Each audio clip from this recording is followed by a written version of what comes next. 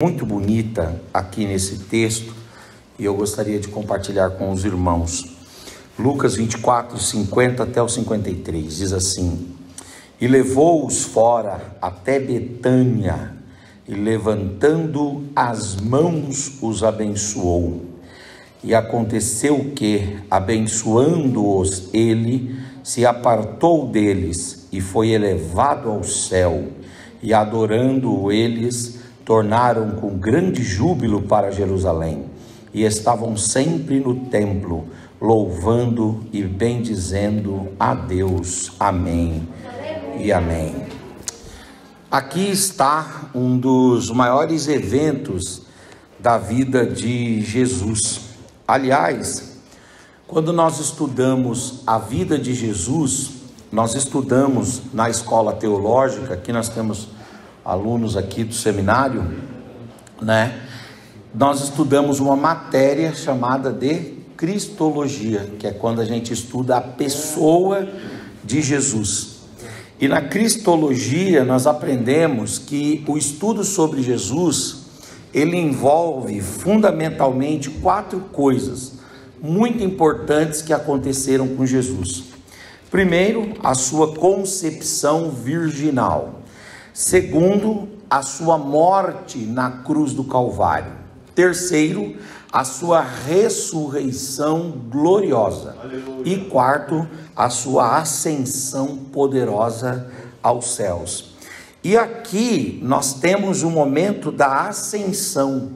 E a ascensão, poderíamos dizer, ela é a coroação da encarnação. Ela é o fechamento, é o resumo da encarnação. Quer dizer, a ascensão é o resumo da cristologia, do estudo de Cristo e da própria vida do Senhor Jesus. Aliás, é por causa da ascensão que nós podemos dizer que a vida de Jesus teve sentido de fato e de verdade, porque se ele não tivesse cumprido a sua vocação, a sua missão terrena, aquilo para o qual ele veio a este mundo, o Senhor Jesus não teria sido assunto aos céus em glória como ele foi, de modo que a ascensão é a coroação da encarnação, é a coroação da própria vida de Jesus.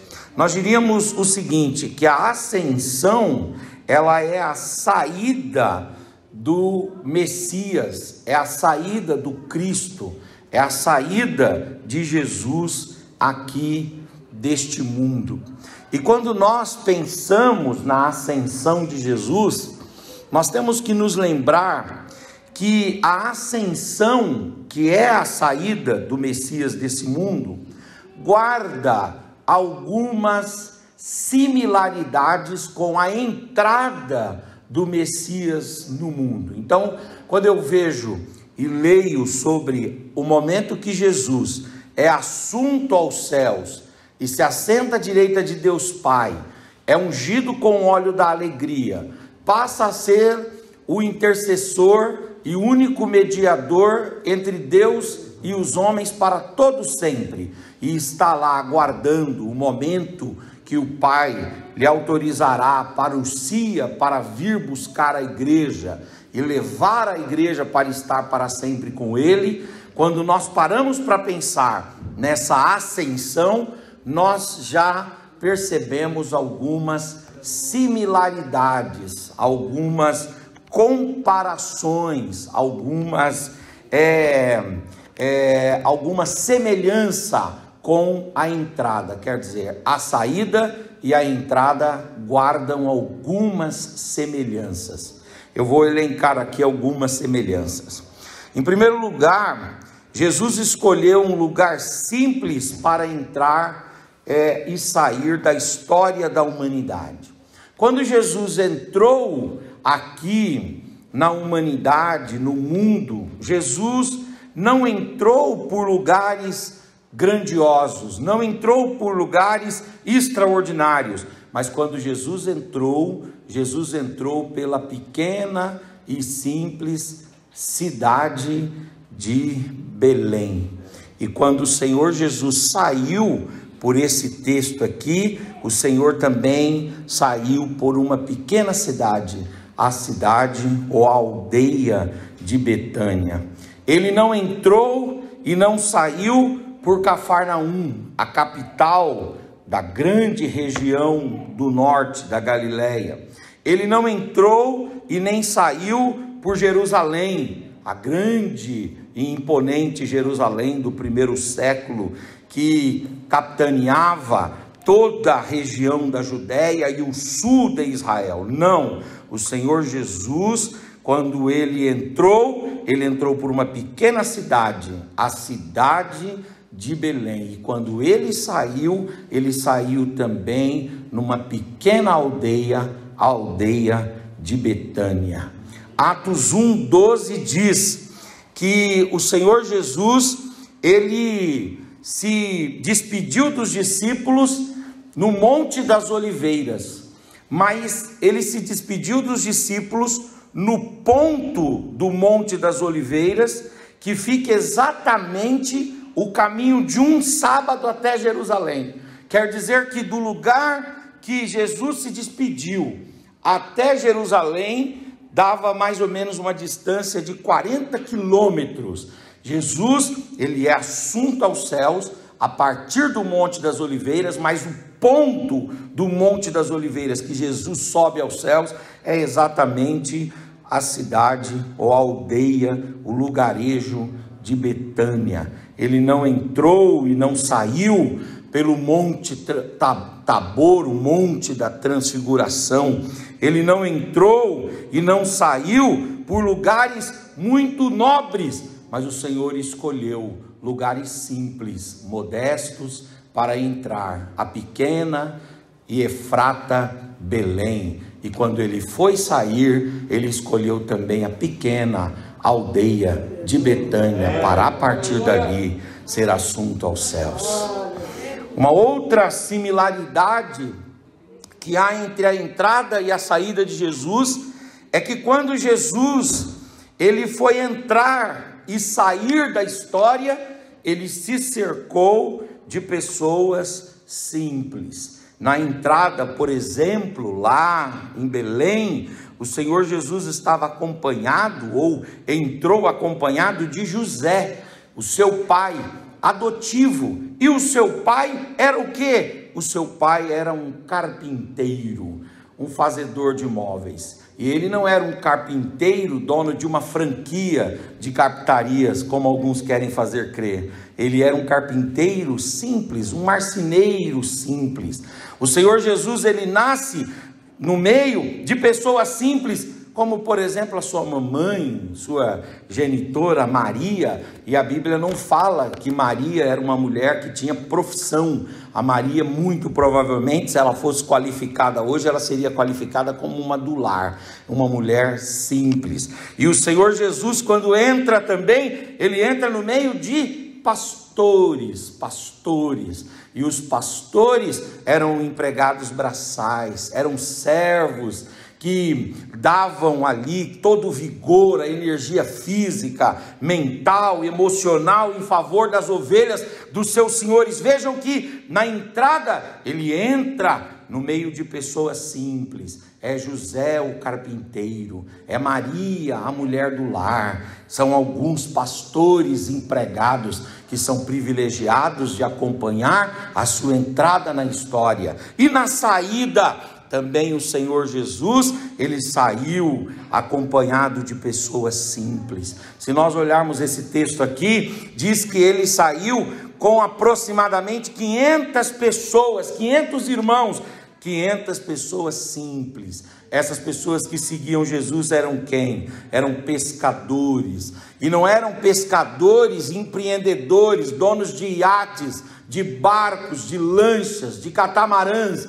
Não, eram indivíduos que tinham apenas, na maior parte dos casos, o barco deles mesmo, pessoal, ou no máximo 1 ou 2 barcos. gente simples, gente trabalhadora, gente da luta, gente do labor, gente da dificuldade.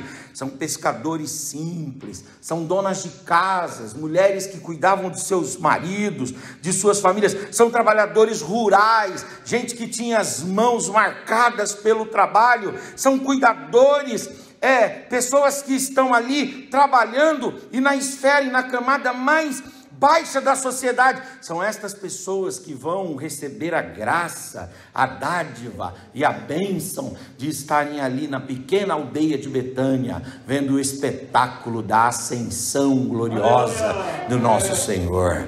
O Senhor entra na história numa cidade pequena, Belém. O Senhor sai da história numa cidade pequena, a pequena aldeia de Betânia. O Senhor entra na história acompanhado de gente simples, e o Senhor sai da história acompanhado também de gente simples. O Senhor Jesus tem compromisso com o simples. Ele dá essa graça, essa virtude ao simples de ver coisas gloriosas reveladas através da sua bondade e da sua misericórdia. Uma outra coisa interessante é que uma outra similaridade, uma outra semelhança entre a entrada e a saída é que na entrada Jesus, apesar de estar no seu grande número com pessoas simples, uma outra similaridade é que na entrada Jesus teve algumas personalidades que acompanharam a sua entrada, e na saída Jesus também teve algumas personalidades que acompanharam a sua saída. Qual personalidade acompanhou a entrada de Jesus? Os reis magos vieram. Quem são os reis magos? A tradição cristã diz que Melquior era rei da Pérsia, Gaspar era rei da Índia, Baltazar rei da Arábia. Na entrada, os reis, personalidades vieram, o mundo representado através daquela comitiva veio entregar um presente para Jesus: ouro, incenso e mirra. Na sua entrada, apesar dele nascer no meio dos simples, as personalidades, os grandes vultos, as grandes autoridades também vêm para reconhecer o Filho de Deus, o Rei do Universo, o dono da história que havia acabado de nascer. Na entrada, o Senhor Jesus tem outra personalidade, que são os anjos. Os anjos vieram.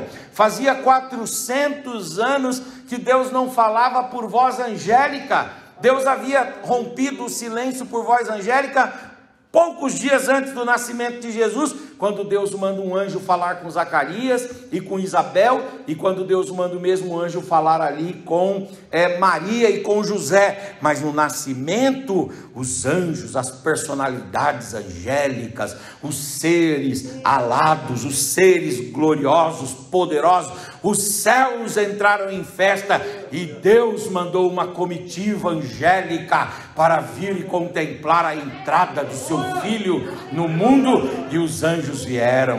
O texto de Lucas 2 fala que de repente viu-se um coral de anjos nos céus, de repente viu-se Gabriel, e de repente um anjo saiu do meio do povo, dos anjos, e disse aos pastores: olha, eis que eu vos trago novas de alegria, que será para todo o povo. Hoje vos nasceu na cidade de Davi, em Belém, na pequena Belém, que Miqueias diz: e tu, ó Belém Efrata, de maneira nenhuma és a menor das terras, porque de ti sairá aquele que empunhará o cetro, e o seu reino durará para todo sempre. Eu vos trago novas de alegria, que será para todo sempre, porque hoje, na cidade de Belém, na cidade de Davi, na cidade profetizada por Miqueias, nasceu o Filho de Deus, glorioso e extraordinário. Na entrada, os anjos vieram, romperam o silêncio de 400 anos, e os anjos cantaram. Nós temos anjos cantando antes, em Isaías 6, quando Isaías vê aquela visão, e os anjos cantam lá na sala do trono, lembram disso? E aqui, quando os anjos veem também Jesus entrando, a personalidade ou as personalidades angélicas vêm e cantam glória a Deus nas maiores alturas, e paz na terra entre os homens, aos quais ele tanto quer bem. Ele ama e quer bem. Quer dizer, na entrada ele teve personalidades, e na saída também. Na saída ele teve ali os apóstolos, os servos de Deus, as autoridades máximas da igreja. O apóstolo São Paulo, quando vai referir-se aos 12, quando ele vai referir-se ao colégio apostólico, ele diz que os apóstolos são tão importantes que Paulo dá para eles a insígnia, ele dá para eles a marca, dizendo: eles eram, ou eles são, as colunas da igreja, personalidades extraordinárias. Nós temos um tempo da história da igreja chamado de tempo da igreja apostólica. Nós temos uma coisa fundamental na igreja que é chamada de doutrina apostólica. Nós temos os fundamentos apostólicos, de modo que os apóstolos que estavam ali contemplando a ascensão são grandes personalidades que estavam contemplando a saída do nosso Senhor. Do mesmo jeito que ele entra, e na sua entrada tem personalidades, na sua saída também ele tem ali os apóstolos, as colunas da igreja, que contemplam aquela visão maravilhosa. Na saída, o Senhor Jesus tem também uma grande multidão. O apóstolo São Paulo, escrevendo aos Gálatas no capítulo 1, diz que ele é assunto aos céus na presença de mais ou menos 500 pessoas. 500 pessoas, era uma igreja cheia, era uma grande multidão para aquela época. O pastor Fábio falou para mim: hoje nós temos pouca gente, mas se eu contar o número de irmãos que tem aqui, talvez chegue aqui a uns 50, 60 irmãos. Se nós formos para a Europa, essa quantidade de gente que tem aqui é hiper, mega lotação em muitas igrejas na Europa. Eu tenho amigos que são pastores lá que dão glória a Deus, pastor Eliakim, quando tem 30 pessoas no culto, eles dizem: é lotação, né? Dependendo do ambiente, 500 pessoas é uma multidão. E no primeiro século, quando aquela multidão ali em Betânia está olhando para o alto e dizendo assim: o que está acontecendo aqui? Alguém diz: o que está acontecendo? É a ascensão do nosso mestre, do nosso Senhor. A multidão está reunida, as personalidades estão ali, e não somente os apóstolos, as colunas da igreja, não apenas uma multidão, mas também, obrigado pastor, mas também, Atos capítulo de número 1, versículos 10 e 11, diz que quando eles estão ali, vendo Jesus ser assunto aos céus, do mesmo jeito que na entrada os anjos vieram, na saída os anjos vieram também. Olha o que diz Atos capítulo 1, versículos 10 e 11: e estando com os olhos fitos no céu, enquanto ele era assunto e subia, eis que junto dele se puseram 2 varões vestidos de branco, os quais disseram: homens galileus, por que estáis chorando e olhando para o céu? Esse mesmo Jesus que dentre vós foi recebido em cima no céu, há de vir como para o céu. Vocês tiveram a oportunidade de vê-lo subir. Quer dizer que o Senhor Jesus, na sua entrada, ele entrou através de um lugar simples. Na sua saída, ele saiu através de um lugar simples. Na sua entrada, ele entrou entre os simples, e na sua saída, ele também deu esse privilégio aos simples. Na sua entrada, ele teve personalidades, e na sua saída, ele também teve personalidades. Na sua entrada, ele teve anjos, e na sua saída, ele teve anjos contemplando, acompanhando, aleluias, adorando e celebrando ao nome do Senhor. Agora, a ascensão, quando comparada com a entrada, com a vinda de Jesus a este mundo, não guarda apenas algumas diferenças, algumas similaridades, guarda também algumas diferenças. Eu vou elencar as diferenças aqui. Eu falei sobre as similaridades, agora as diferenças. Primeiro, na entrada, Jesus era apenas uma criança frágil, debilitada, recém-nascida, mas na saída não. Na saída ele é o Filho de Deus, o homem eterno, ressuscitado para a glória do Senhor. Na sua entrada ele vem para a dor, mas na saída ele vem, ou ele sai e é assunto aos céus para receber não a dor, mas a coroação de todo o seu trabalho e o prêmio da glória de Deus. Na entrada ele é o cordeiro mudo, mas na saída ele sai rugindo como o leão da tribo de Judá.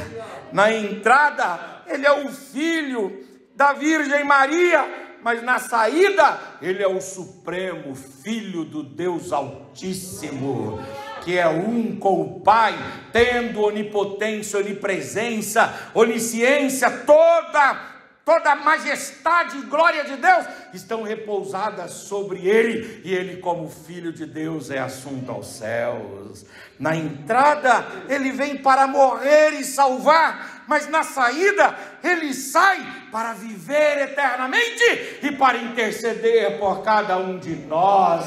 Aleluias, glória a Deus.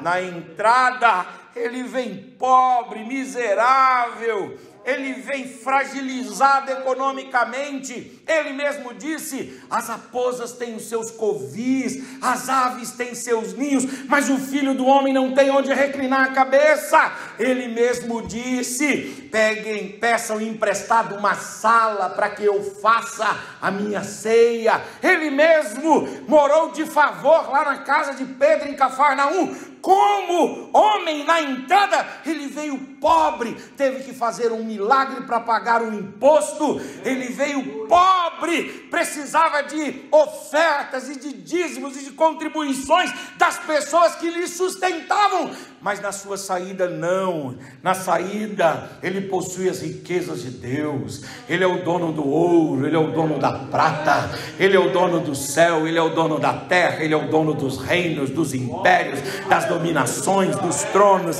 das potestades. Ele é o dono de tudo e de todos. Todas as coisas repousam sobre a sua mão e seu controle. Eu gosto muito de Apocalipse capítulo 10, que descrevendo esse Jesus ressurreto e assunto aos céus, Apocalipse 10 diz assim: ele é glorioso e ele tem um pé sobre o mar, outro pé sobre a terra, e tem o sol e as estrelas na palma da sua mão. Aleluias! Na entrada ele é pobre, mas na saída ele possui as riquezas profundas, os tesouros escondidos de Deus. Na entrada ele é um réu do juízo pelos pecadores, ele é um réu de juízo pelos pecados dos homens, mas na saída ele é o juiz dos juízes, aquele que se assenta sobre o trono e aguarda a hora certa para liberar a sua sentença. Aleluias, glória a Deus. Na entrada a serpente irá lhe ferir o calcanhar, mas na saída é ele que esmaga a cabeça da serpente, tirando todo o poder, todo o comando, todo o domínio, toda a centralidade de Satanás, e dizendo: aqui está o Senhor que com o sopro de sua boca dissipa da sua frente todos os seus adversários. Na entrada, aleluias, ele vem para receber o perfume sobre a sua cabeça, e esse perfume indica o seu processo de mumificação, de embalsamento para mumificação. Porque quando ele entra, vocês lembram que ele recebe um perfume? Ele recebe um dos presentes que os reis magos dão, é o quê? É a mirra. Ele recebe ouro, incenso e mirra. E para que servia a mirra? A mirra era um perfume não à base de álcool, como a gente usa, era um perfume à base de óleo, de gordura, e servia para quê? Para mumificar os corpos mortos. Quando as pessoas recebiam a mirra, elas guardavam aquilo para o dia da sua morte, para o dia do sepultamento, para o dia que ele então entregava a sua vida física e era embalsamado e mumificado e guardado lá no sarcófago, lá na tumba tumba.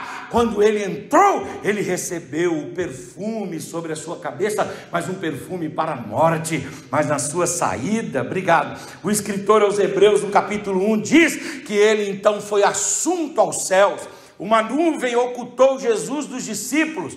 2 anjos vieram e conversaram com os discípulos. E aí, o que acontece do momento que ele sobe além das nuvens para os céus? Ele então adentra no céu dos céus. Ele adentra no terceiro céu, como disse Paulo. E lá o escritor aos Hebreus diz que Deus diz para ele o que está escrito no Salmo 110. Disse o Senhor ao meu Senhor: assenta-te à minha direita, até que eu coloque por estrado dos seus pés todos os seus adversários. E o escritor aos Hebreus no capítulo 1 diz que Deus então tomou do óleo, mas não do óleo da dor, do sofrimento, da cruz, da vergonha, do vilipêndio, do vitupério, mas o óleo da alegria. E Deus derramou sobre ele o óleo da alegria, e ele está agora perfumado, adorado, enobrecido, louvado, celebrado, cantado, ovacionado nos céus. E João, alguns anos depois da ascensão, ele subiu aos céus e ele diz: eis que eu vi um assentado sobre o trono, e vi à sua direita um semelhante ao cordeiro, e os anjos, arcanjos, querubins e serafins prostravam-se diante dele. Eu vi também 24 tronos e 24 anciãos, e esses anciãos tinham coroas sobre suas cabeças, e eles tiravam as suas coroas e colocavam diante do cordeiro, e adoravam o cordeiro.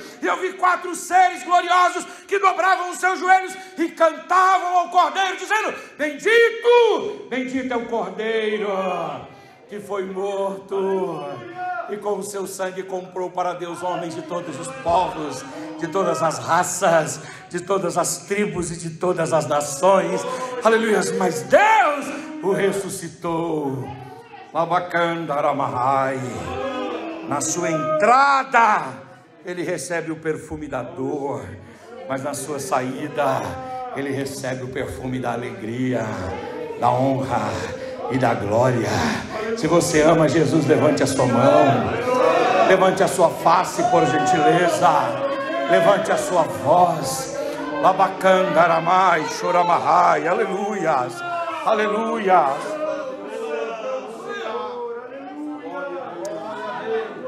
Urabacandaramahai, aleluias, aleluias, aleluias, aleluias, aleluias, aleluias, aleluias, glória a Deus, aleluias, aleluias. A entrada e a saída guardam algumas similaridades. A entrada e a saída guardam algumas diferenças. E a entrada e a saída são momentos que Cristo vem nos abençoar. Aleluia. Diga comigo assim: na entrada, Cristo nos abençoou. E na saída, Cristo nos abençoou. Quando na entrada, Cristo nos abençoou com a bênção da salvação. Nós somos salvos porque Ele nasceu naquela manjedoura em Belém, viveu, pregou, evangelizou, anunciou a palavra de Deus, formou-se e tornou-se aos 30 anos de idade, aleluias, iniciando o seu ministério, começando a sua obra, reuniu os seus discípulos e trabalhou com os seus discípulos até que ele foi morto na cruz do Calvário. E quando ele morreu na cruz do Calvário, ele nos abençoou. Ele nos abençoou com o quê? Com a bênção da salvação. Na entrada ele nos abençoou com a bênção da salvação. Nós estamos salvos porque ele entrou, porque ele aceitou a cruz e porque ele aguentou a cruz até o final. Aleluia. Na entrada ele nos abençoou. Ele nos abençoou não apenas com a salvação, mas ele nos abençoou com o perdão dos nossos pecados. Aleluia. Agora toda cédula que havia contra nós, como diz Paulo, escrever aos irmãos de Colossos, toda cédula que que havia contra nós, todo juízo foi cravado na cruz do Calvário por Jesus Cristo, o nosso Senhor, de modo que podemos ser perdoados de todos os nossos pecados.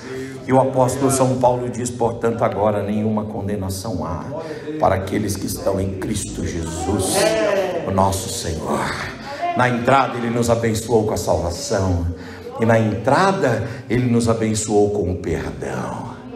Na entrada Ele nos abençoou demonstrando por nós o amor, a graça e a misericórdia de Deus, porque a graça nos foi revelada em Cristo Jesus, o nosso Senhor, e essa graça foi a responsável por gerar vida e salvação a todos os homens, de modo que fomos salvos não por obras, fomos salvos pela graça. Pela graça sois salvos por meio da fé. Isto não vem de vós, isto é dom de Deus. Aonde abundou o pecado, superabundou a graça de Deus. E não importa o que aconteça com as nossas vidas, a graça de Cristo nos é sempre suficiente. Aleluia, a graça do Senhor nos basta. A graça do Senhor nos basta, aleluias. Na sua entrada Ele nos abençoou. Diga comigo, na sua entrada Ele me abençoou. Fala para o seu irmão, você foi abençoado na entrada do Senhor. Você foi abençoado com a salvação, com o perdão dos seus pecados, com a graça, o amor, a misericórdia, a generosidade de Deus. Você foi abençoado. Quantas pessoas foram curadas por Jesus? Aleluias. Os biógrafos de Jesus dizem que Jesus operou 38 milagres. Ele abençoou pessoas através dos milagres. Aleluias. É claro que João diz lá em João 21, que se todos os milagres de Jesus tivessem sido contados, não caberia o quê, gente? Livro no mundo, não é isso? De tantos milagres, de tantas pessoas que Ele abençoou. Ele abençoou os doentes, Ele abençoou na entrada aqueles que estavam possessos de demônios, Ele abençoou as crianças, deixem vir as minhas crianças, porque delas é o reino dos céus. Ele abençoou as mulheres, Ele abençoou os pobres, Ele entrou nos palácios também, nas classes mais elevadas, e abençoou gente que quis recebê-lo. Ele na entrada nos abençoou. Na sua entrada Ele nos abençoou. Agora olha o texto aí, abra aí a sua Bíblia, por favor. O texto de Lucas 23, 50. Aleluias. E diga comigo assim, na sua saída Ele também nos abençoou. Olha o que diz aí Lucas capítulo 23, versículo 50. E levou-os fora. Levou eles até onde? Até Betânia.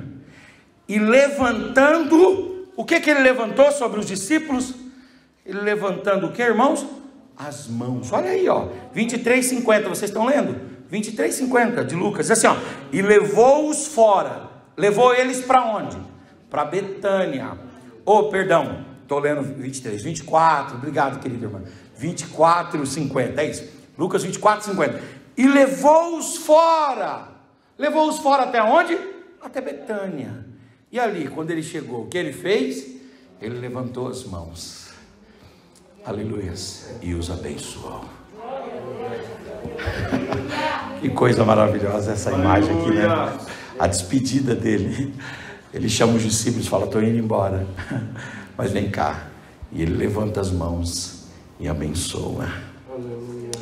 E aconteceu que, abençoando, se apartou deles e foi elevado aos céus. Essa prática de levantar as mãos e abençoar é antiga na Bíblia, é antiga como Gênesis. Gênesis 27 diz que Isaac levantou as mãos sobre Jacó e o abençoou. Lembra daquela bênção lá? Ele abençoou Esaú, mas ele abençoou, o texto assim, levantando as mãos. Colocou as mãos sobre Jacó e o abençoou. Em Gênesis 49 diz que Jacó levantou as suas mãos e colocou na cabeça de cada um dos seus filhos e os abençoou. O texto de Êxodo 17 diz que na guerra entre Israel e os amalequitas, Israel estava perdendo a batalha. Aí Moisés foi levado até o monte, e lá ele ergueu as suas mãos, e ele orou e abençoou o exército de Israel. E tinha hora que as mãos de Moisés estavam baixando, aí Ur e Arão levantavam as mãos, para que com mãos levantadas Moisés abençoasse o povo, e o povo tivesse vitória. Arão, na bênção sacerdotal, ele tinha que uma vez por ano chamar toda a congregação de Israel e estender as mãos sobre eles, quando ele dizia a bênção sacerdotal, descrita em Números 6, 24 a 26. O Senhor te abençoe e te guarde. O Senhor faça resplandecer o seu rosto sobre ti e tenha misericórdia de ti. O Senhor sobre ti levante o seu rosto e te dê a paz. O apóstolo São Paulo, lá no Novo Testamento, ele fala para Timóteo: Timóteo, desperta o dom de Deus que há em ti pela imposição das minhas mãos. Aleluias, aleluias, glória a Deus. E aqui na sua saída, o Senhor Jesus, ele estende as mãos sobre os discípulos e ele profere sobre os discípulos e sobre a igreja uma bênção. Diga comigo: na entrada, Jesus entra abençoando. Diga aí: na saída, Jesus sai abençoando. Faz isso assim, ó, levanta a sua mão assim, ó. Fala para o seu irmão aí: Jesus é o homem da bênção. Ele entra e sai abençoando. Ele entra e sai abençoando. Aleluias! Será que a bênção de Jesus é maior do que a bênção de Isaac sobre Jacó? Será que a bênção de Jesus é maior do que a bênção de Jacó sobre seus filhos? Será que a bênção de Jesus é maior do que a bênção de Moisés sobre Israel? Será que a bênção de Jesus é maior do que a de Samuel sobre o povo? Será que a bênção de Jesus é maior do que a bênção de Davi? Porque nós não citamos aqui, mas Davi também abençoou o povo. Será que a bênção de Jesus é maior do que a bênção de Paulo sobre Timóteo? Sim, a bênção de Jesus é maior do que todas estas bênçãos. Todas estas bênçãos tornam-se centelhas, fagulhas, tornam-se simples perto da bênção poderosa de Jesus. Por favor, Efésios capítulo 1, versículo de número 3, e eu termino, aleluia, essa palavra que Deus colocou no meu coração. Efésios 1 e 3, diz assim: bendito seja o Deus e Pai de nosso Senhor Jesus Cristo, o qual nos abençoou com todas as bênçãos espirituais nas regiões celestiais, em Cristo Jesus, o nosso Senhor. Aleluia. Fala para o seu irmão: Jesus te abençoa. Na entrada e na saída Ele te abençoa. Aleluias. Na vida e na morte Ele te abençoa. Aleluias. Aonde você estiver, no deserto ou na campina, Ele te abençoa. Aqui nesse mundo e no mundo por vir, há uma bênção poderosa de Jesus sobre a igreja. As mãos de Jesus estão estendidas sobre você. As mãos de Jesus estão estendidas sobre as nossas vidas, sobre nós. As mãos de Jesus estão estendidas sobre a sua casa, sobre a sua família. As mãos de Jesus estão estendidas sobre você. Jesus, erguendo as mãos sobre nós, nos abençoa. Pai, nós pregamos a Tua palavra aqui esta noite, e nós aprendemos que o Senhor na entrada e na saída nos abençoou. Que virtude gloriosa, Pai! Na saída, o Senhor nos abençoou com a oportunidade de recebermos o Espírito Santo de forma torrencial e poderosa.